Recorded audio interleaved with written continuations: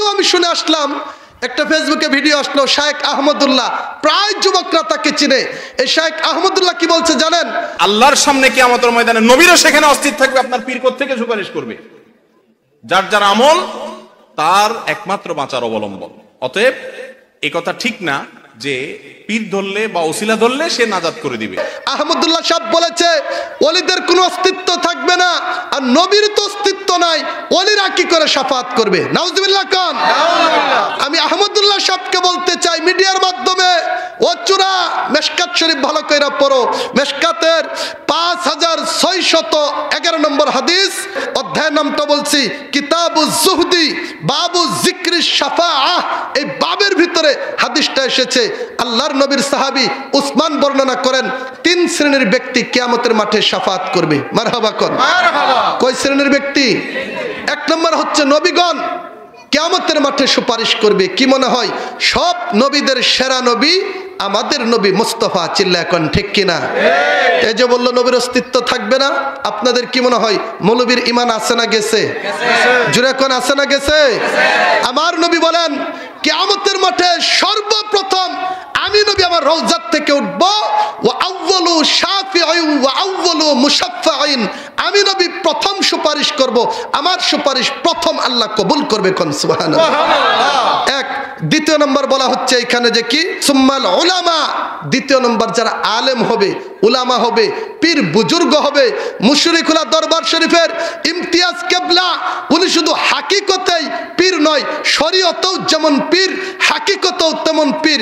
কপালের চক্ষু দ্বারা যেমন কিতাব পড়ে, অন্তর চক্ষু দ্বারাও কিতাব পড়ে। এই আল্লাহর ওলিরা যখন কি বলে আপনার হাসরের মাঠ কায়েম হবে, তখন ডাকবে। সূরা বনী ইসরাইল 71 নম্বর আয়াত, ইয়াউমা নাদউ কুল্লা উনাসিম বিইমামিহিম, ডাক দিয়ে বলবে কোথায় রহিম ডালি, কোথায় মেসের ডালি, কোথায় আছো তোমরা? আসো আজকে আমার সাথে জামাল সাহেব, আমার কাছে বায়াত গ্রহণ করেছো। কুল্লা উনাসিম বিইমামিহিম, আমি তোমাদের ইমাম, আজকে তোমরা আমার পিছনে থাকবে, তোমাদের কিনে আমি জান্নাতে দাখিল হয়ে যাব। সুবহানাল্লাহ। কোরআন সূরা বনী ইসরাইল আয়াত নম্বর 71, ইয়াউমা নাদউ কুল্লা উনাসিম বিইমামিহিম।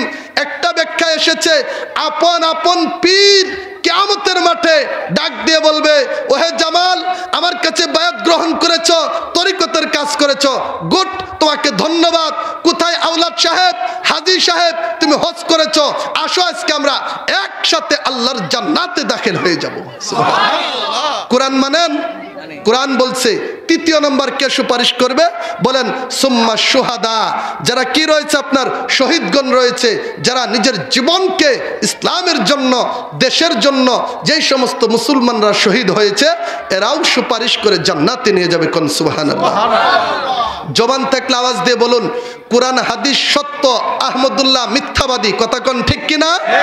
এই আহমদুল্লাহ হাদিস চূড়া। আমি সব সময় বলি, আর আলোচনা নয়, মেশকাত হচ্ছে আদর্শ লিপি বই। মেশকাত পড়ে নাই, কিতাবুজ জুহদি অধ্যায়টা পড়ো, স্পষ্টভাবে এখানে হাদিসগুলো আছে। শাফাআতের ব্যাপারে আল্লাহর নবী সুপারিশ করবে কাকে জানেন? জামে তিরমিজিতে হাদিস আসছে, শাফাআতি লি আহলিল কাবাইরি মিন উম্মতি।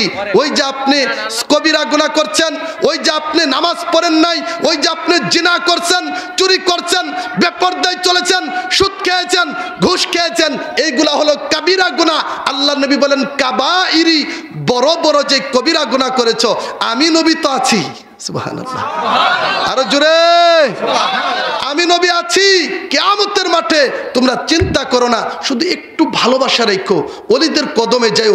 খোদা কি কসম, আমি শেরপুরি সাক্ষ্য দিয়ে গেলাম, কিয়ামতের মাঠে নবী বলেন আউলান নাস, এই পাগলা, তুই আমাকে ভালোবাসার কারণে তুই পাগলা, আমি নবী থাকবো যেখানে, কিয়ামতে তুইও থাকবি সেই একই জায়গায়। কন্যা সুবহানাল্লাহ। তো অতএব আপনাদেরকে আমি বলতে চাচ্ছি একটু ভালোবাসা রাখেন। নবী সাল্লাল্লাহু আলাইহি সাল্লাম বলেন এই কাবিরা গুনাহগার উম্মতগুলোকে হাত ধরে ধরে আমি নবী জান্নাতে দাখিল করিয়ে দিব। কোন সুবহানাল্লাহ। অতএব কোন আহমদুল্লাহ রাজ্জাক বিন ইউসুফের কথায় আমাদের ঈমান আমরা নষ্ট করব পারবেন তো ইনশাআল্লাহ? আল্লাহ পাক রব্বুল আলামিন যেন আমাদেরকে হক্কানি একজন আল্লাহর ওলির হাতে হাত দিয়ে বায়াত গ্রহণ করে কবরে যাওয়ার তৌফিক দান করে। সবাই কই আমিন।